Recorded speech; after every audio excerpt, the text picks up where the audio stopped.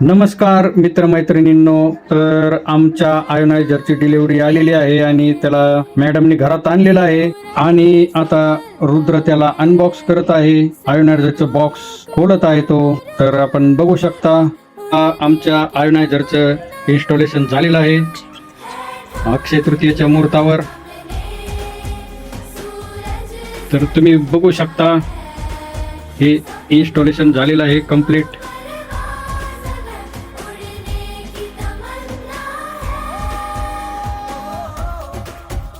अक्षय तृतीयेच्या मुहूर्तावर आयोनायझरची पूजा होत आहे.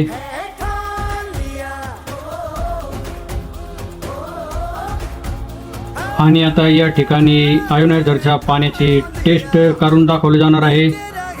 तुम्ही बघत राहा.